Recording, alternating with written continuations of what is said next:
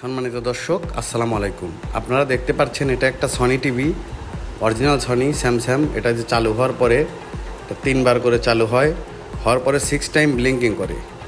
তো চলুন দেখা যাক এটার কী সমস্যা। আপনারা দেখতে পাচ্ছেন আবারও কিন্তু চালু হলো, হওয়ার পরে আবারও চালু হচ্ছে। দেখেন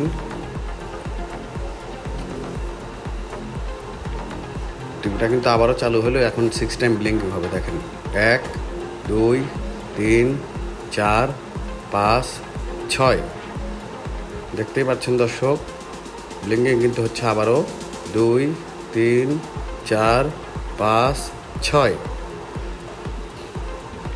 চলুন এটার কী সমস্যা, এটা কীভাবে ঠিক করা হয় আমি আপনাদেরকে দেখাবো। তো এটার আসলে মূলত ব্যাকলাইট নষ্ট হয়ে গেছে, ব্যাকলাইট খারাপ। এখানে যে ইনভার্টারের আইসিটা আছে, এখান থেকে যদি নেগেটিভ থেকে আমরা 10K একটা পালস দিয়ে দিই তাহলে কিন্তু এটা আবার ঠিক হয়ে যাবে। তো দেখতেই পাচ্ছেন দর্শক, এটার কাজ করার চেষ্টা চলতেছে।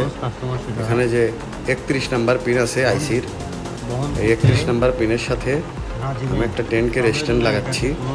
দেখুন দর্শক, নেগেটিভ থেকে এখানে একটা 10K স্ট্যান্ড লাগিয়ে দিলাম।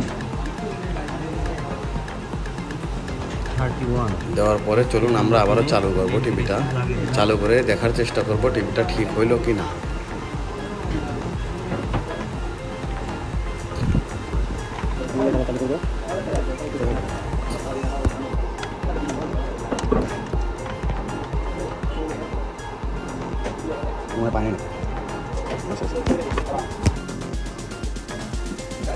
দেখতেই পাচ্ছেন দর্শক, টিভিটা কিন্তু চালু হয়ে গেছে, এমনকি রাশটারও চলে আসছে। এই টিভিটা এইভাবে আবার লং টাইম চলবে।